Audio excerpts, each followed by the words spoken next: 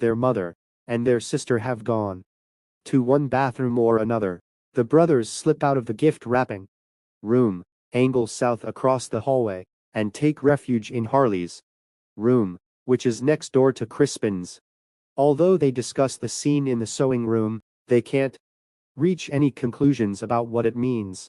Maybe Mirabelle is going to a party this evening, but the brothers haven't been told of it. Harley thinks it's unfair that their sister should be going to a party, but not the two of them. Unless maybe it's a surprise party for us. When has anyone ever given us a party? Crispin asks. Never. They're not gonna start now. Let's just ask Mom what's going on. No. Crispin says. We shouldn't do that. Why not? I don't know. We just shouldn't, that's all. How else are we gonna find out? We'll wait and see. Harley pouted. I don't understand why we can't ask. For one thing, we were snooping. We overheard, that's all. We were snooping, and you know it. That doesn't mean we'll get in trouble. We'll get in trouble, sure enough, Crispin said. What we've got to do is we've got to wait and see. In Theron Hall, the main dining room, where the adults have dinner, is on the ground floor. They dine at 8 o'clock. The children are served in a smaller, second-floor dining room at 6 o'clock. Clarette says that children eating with children, adults with adults, is a custom in that part of Europe, from which the Gregorios hail. This could be true. Crispin has known his mother to lie, but he doesn't know enough about Europe to doubt her on this point. Anyway, he'd rather eat with Harley and Mirabelle than with his mother and stepfather. Here on the second floor, they can talk about anything they want over dinner, and they don't have to choke down the fancy rich people food that's served downstairs, like poached salmon and snails and spinach souffle. Here, they're served the best stuff, kid food like cheeseburgers, mac and cheese, and tacos. Their dining room is smaller than the one for the adults, but it's no less formally furnished. The dark wood sideboards are heavily carved, and the carving has gilded highlights. The table stands on ball and claw feet. The chairs have high ornate backs, the cushions are upholstered in tapestries, and a crystal chandelier hangs over them. Sometimes it seems as if no one in the Gregorio family was ever a child. The servants who bring dinner also inform the boys that their sister will not be joining them this evening. They have heard that she is not feeling well. Between the tortilla soup and the chicken nachos, Nanny Sayo stops by to report that Mirabelle has what seems to be a migraine. Once the headache passes, the girl will eat in her room. Clarette sometimes complains of migraines, squirrels herself away in a dark, quiet room, and is unapproachable for the duration. This is the first time that her daughter has suffered such a thing. The condition can be inherited, Nanny Sayo says. Before she leaves, she tussles Harley's hair and kisses the top of Crispin's head. Don't worry, Mirabelle will be fine. But you must not bother her tonight. When the brothers are alone again, Harley says, there's a party. All right. This sucks. There's no party, Crispin disagrees. If it's not a party, then what is it? We'll just have to wait and see. For the next couple of hours, nothing unusual happens. Being only 7 years old, and having spent hours stalking the farthest reaches of Theron Hall for the white cats that refused to materialize, Harley is ready for bed at 8 o'clock. He says that he doesn't care about any stupid old party, but he cares enough to want to pout in bed and retreat into sleep. Crispin is not sleepy, but he puts on his pajamas and slips under the covers before 9 o'clock. He's lying in deep shadows, the dimmer on his bedside lamp dialed down to the palest glow, when he hears the door open and someone approach his bed.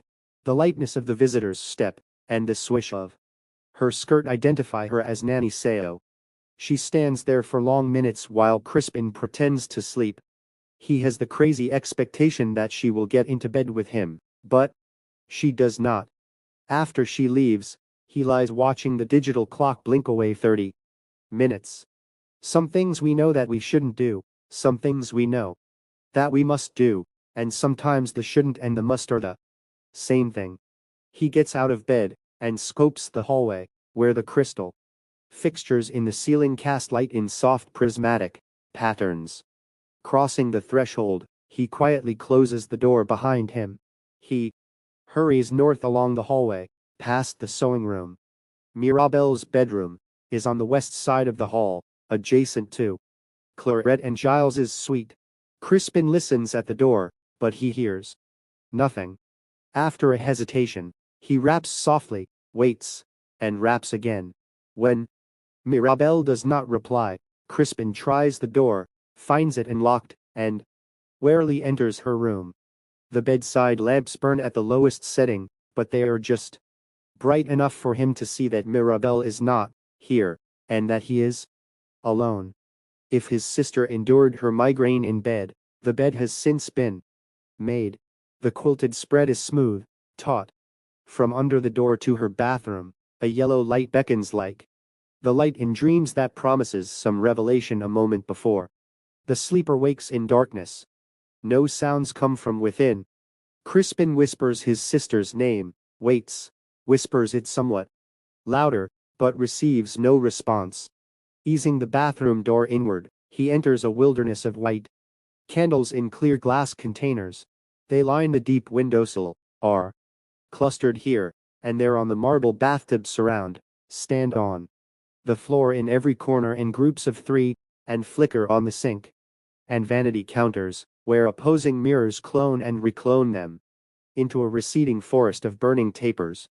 The quivering flames, sensitive to the slightest movement of the air, produce faint, trembling shadows that wriggle up the walls like ghost lizards. She must have been bathed here hours earlier. The tub is dry. The wet towels have been removed. Stuck to the white bathtub, however, are 6 scarlet rose petals. On the floor beside the tub gleam 2 silver bowls, with beaded rims. He picks up one and sees words in a foreign language engraved all around the exterior. In the bottom of the bowl shimmers no more than a tablespoon of clear liquid, which he supposes is aquapura. He dips a finger, raises it to his lips, and licks away the single drop.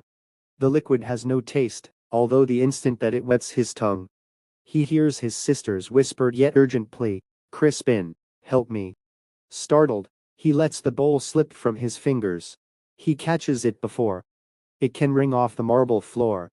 He turns, but Mirabelle is neither in the bath nor in the room beyond.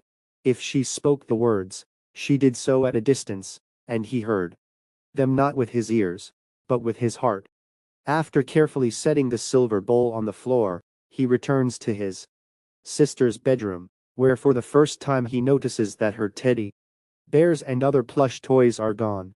Mirabelle must have had 2 dozen of them on the bed, the armchair, and the window seat.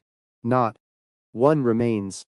The shelves that once held her collection of picture books are empty. On her nightstand, where her Mickey Mouse clock once glowed with green numbers, there is nothing to tell the time.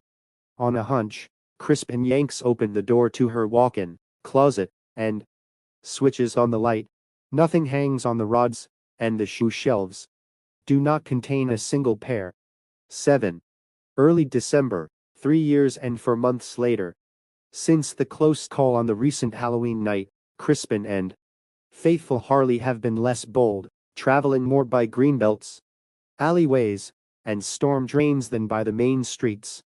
Entirely separate from the sewer system, the massive drains are not dangerous in dry weather. They are secret highways, shadowing the avenues and byways above them. Occasionally he encounters a rat or a pack of them, but they always run from him.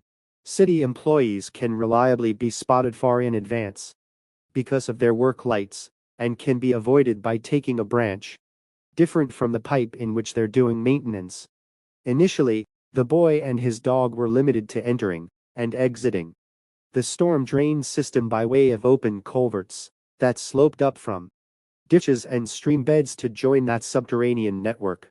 Manholes and the perfectly vertical iron rung ladders that serve them offer a Great many more entrances and exits, including a number of discreet options in quiet alleyways and abandoned factory yards, but four-legged Harley can't use them. For the past year, however, having grown rapidly stronger in his exile, Crispin has been able to lower the 50-pound dog through a manhole or carry him up a ladder with the help of a device that he has crafted. First, there is a sling made of fabric-backed vinyl, customized to the dog's body, with holes for his forelegs to be sure that his weight is evenly distributed and that undue pressure is not put on any of his internal organs. Crispin cut the vinyl and hand-sewed the sling himself. He is confident that neither will the seams split nor the snaps fail under stress. When lowering the dog, he employs two lengths of a multi-strand nylon rope favored by mountain climbers. He uses carabiners to attach the ropes to a pair of rings on the sling. When climbing out of a drain, he wears a harness that he has also fashioned himself. With dog loaded, the sling attaches to the harness, and on his back Crispin carries his best friend up the ladder. Before performing that feat, however, he ascends alone to open the manhole.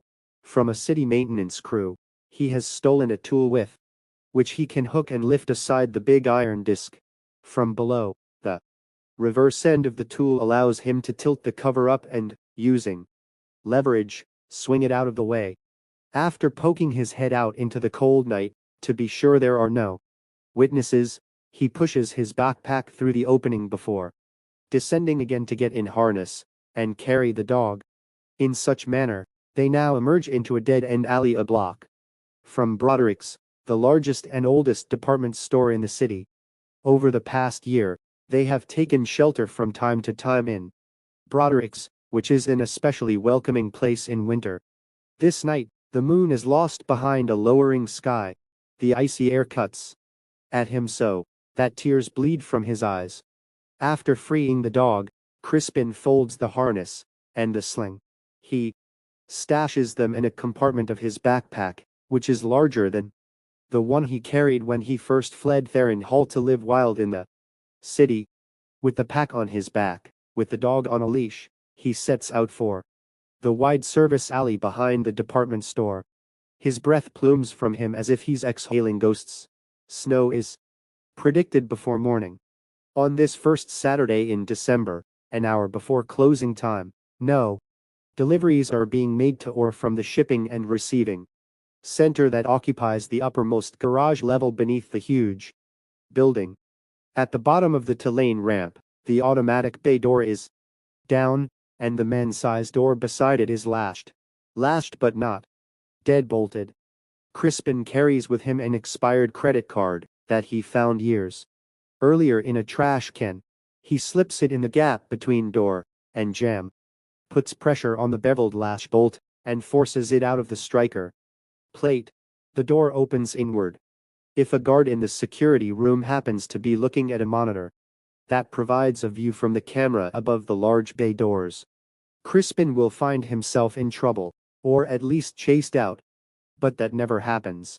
A year previously, the Phantom of Broderick has explained to him that during shopping hours, security guards charged with monitoring the store's numerous cameras will be focused 99% of the time on store interiors, looking for shoplifters.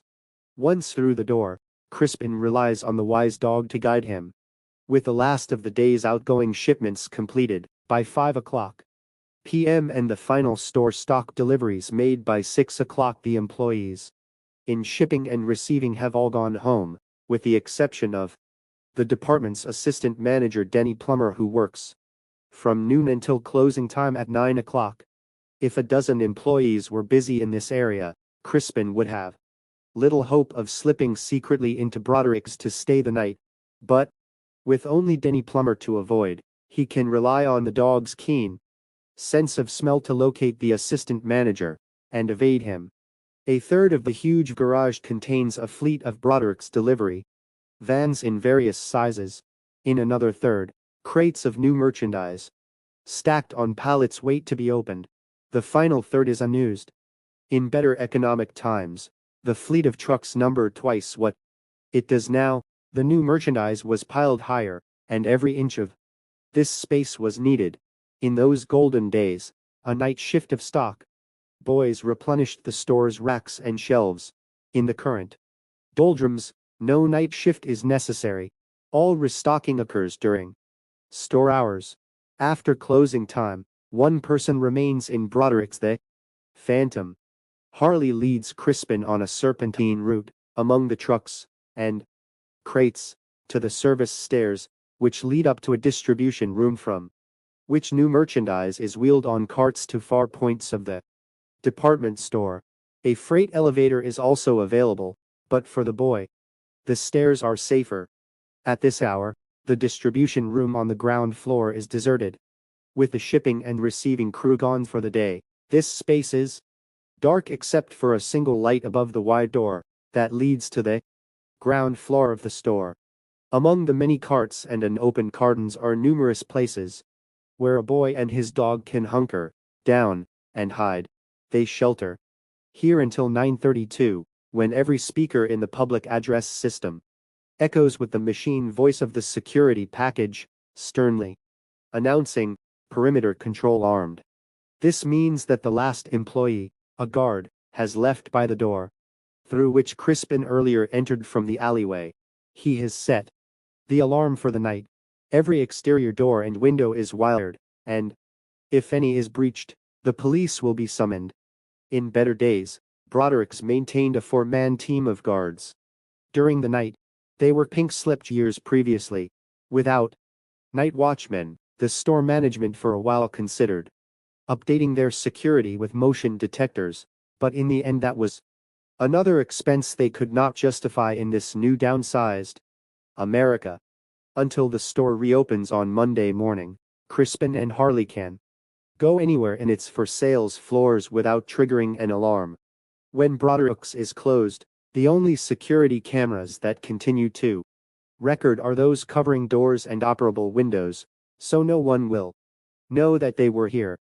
In spite of high electricity costs, all lights are left on all night on the ground floor. The police stop by a few times each shift to peer through the display windows, to be certain that the alarm hasn't been thwarted and that no bad guys are running amok inside. Crispin unsnaps the leash from Harley's collar, and they leave the distribution room. They take the public elevator to the 4th floor. Up here are 3 departments: kitchenware, home furnishings, and bedding, plus Eleanor's, which is a restaurant named after the wife of the store's founder. Eleanor's is more than a coffee shop, less than a fine dining establishment.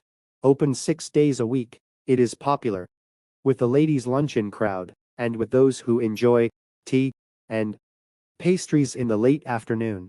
Dinner is not served, at least not with the knowledge of management.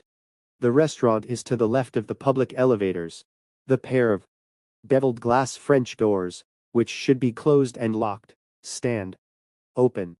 Past the hostess station, the dining room is dimly lit by the ambient glow of the great city, which enters by tall, west-facing windows. Beyond the tables, in one of the booths, a few candles in red glass vessels flicker pleasantly. Crispin is expected. With his disposable cell phone, he has called ahead to ask if he might be welcome for 2 nights. The phone comes with a limited number of minutes, but that is of no concern to him. The only number he ever calls is hers. This side of the hostess station, in the open doorway, stands the Phantom of Broderick's. 8. July 26th, Memorial Day for Saints and Joachim.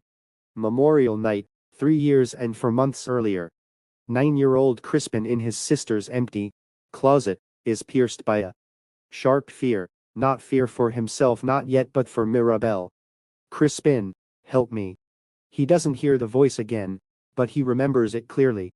Something is terribly wrong, and it can't be put right by one of Mr. Mordred's jokes, or by a kiss from Nanny Sayo. At the thought of Nanny, the intense flavor of lemon candy fills his mouth. An impossible flood of saliva forces him to swallow once, twice, 3 times, and still a string of spittle escapes, drools down his chin. He wipes it away with a sleeve of his pajamas. They have lived in Theron Hall for 6 weeks, and suddenly those days seem to have passed mostly in a haze. Looking back, he has only a vague sense of what happened on which day, as if time has no fixed meaning in this house. They have gone to bed, and risen according to their desires. They have eaten only what they wish. Every toy they've wanted and many they never requested have been provided for them. They have been entertained rather than schooled, and their tutor with the horsefly birthmark has indulged them at every turn, always excusing and even encouraging their laziness. They have never left the house. In their 3 separate rooms, they are gradually being isolated, one from the other, as they already have been isolated from the outside world. None of that is how things ought to be. Crispin sees now that the past 6 weeks have been like a dream through which they have been drawn as though responding to invisible strings attached to all their limbs. Crispin, help me. The sense of being in a dream only intensifies as Crispin finds himself at the door to Clarette and Giles's bedroom suite without realizing that he has left Mirabelle's room. His mother and his new father have made it clear that they value their privacy and that their quarters are strictly off limits. Until now, Crispin has never tried their door. He assumes that it must be locked. But it is not. Stained glass and blown glass lamps pour out honeyed light so rich that he can almost taste it, and the velvet shadows remind him of a place he cannot name or quite remember, a place that somehow came before everything he's ever known. Of all the grand spaces in Theron Hall, this is the grandest of them all. The dazzling and intricate pattern in the colorful Persian carpet seems to pull gently at his bare feet with every step that he takes, as though it might draw him down into it, into not just the threads that constitute it, but into it and also through it, as if it might be a secret gate to another world more real than this one. The draperies are so soft and hang in such elegant folds. The colors are so appealing. The fringe and tassels are so plush that no vista he might see through the windows behind them could compete.